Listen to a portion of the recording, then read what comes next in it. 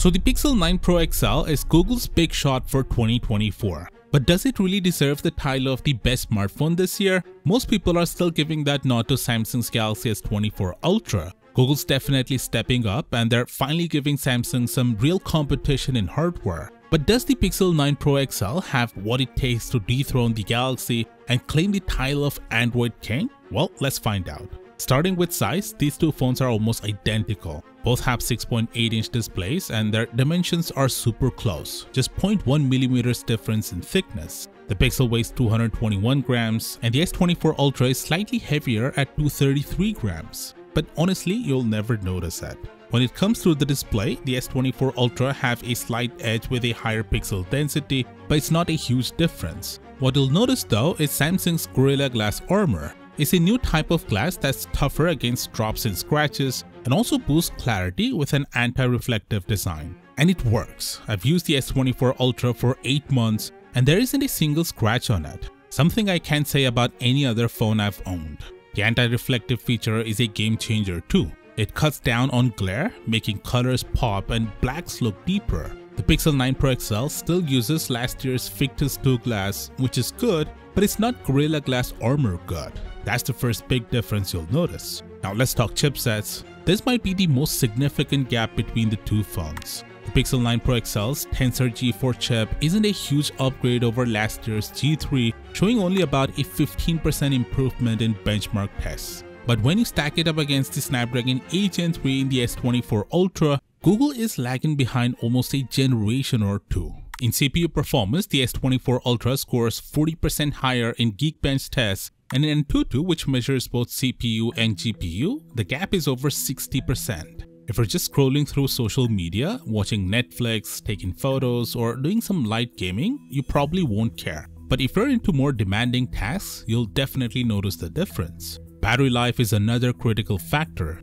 The S24 Ultra easily lasts me 2 days, and in my tests, it even outlasted the latest iPhone. I'm confident the S24 Ultra's battery will outlast the Pixel 9 Pro XL's, even though the Pixel technically has a slightly bigger battery. The reason? The chipset. The Snapdragon 8 Gen 3 made by TSMC is more efficient, while the Tensor G4 made by Samsung's Foundry just isn't as good. The good news for Google fans is that they're moving to TSMC for the next Tensor chip in the Pixel 10, which should finally put them on par with Qualcomm and Apple. But for now, the Tensor G4 is still a step behind. Does this make the Pixel 9 Pro XL a bad phone?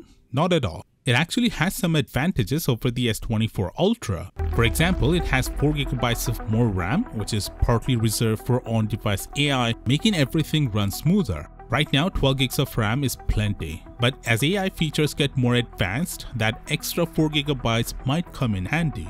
That's why Samsung is bumping up the RAM to 16GB in the S25 Ultra. Another edge the Pixel has is quicker software updates. Google's Pixel UI is lighter than Samsung's One UI, allowing them to push out new Android features more quickly. Both brands offer 7 years of OS updates, but if you want them the second they're available, the Pixel 9 Pro XL is the way to go. As for AI updates, both phones have their own cool tricks. Google's added things like Add Me, Auto Frame in Magic Editor, Reimagine, and Pixel Screenshots. Samsung's got its own lineup with Live Translate, slow-mo video editing, and more. Plus, they've been adding features like Sketch to Image and Portrait Studio with the Z Fold 6. When it comes to AI, it's a draw, especially since Google and Samsung collaborate on some of these features. One unique feature of the Pixel 9 Pro XL is Satellite SOS, making it the first Android phone to launch with this. If you're ever stuck without cell service, you can connect to emergency services via satellite, though it's only free for the first 2 years. It's a nice safety net, but it's not something most people will ever use. Charging speed on the S24 Ultra are slightly faster, but in real-world use, it's not a huge deal. Finally, let's talk price. The Pixel 9 Pro XL starts at $1,100, which is $100 less than the S24 Ultra, but that's for 128GB model. When you compare the 256GB versions, they're about the same price. Google used to undercut the competition, but not anymore. So what's the final word?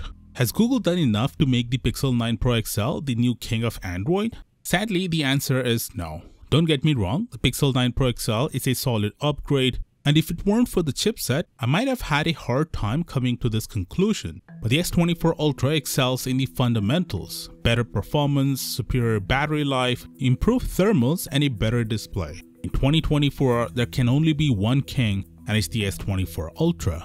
That said, if you're interested in the Pixel 9 Pro XL, pre-orders are still live, and Google's offering some insane trade-in deals. Depending on where you trade in, you might even get the phone for free, plus a $200 Best Buy gift card. If that sounds good, check out the link in the description. And if you want to know about the top 20 new features of the Pixel 9 Pro XL, click here, and I'll see you there.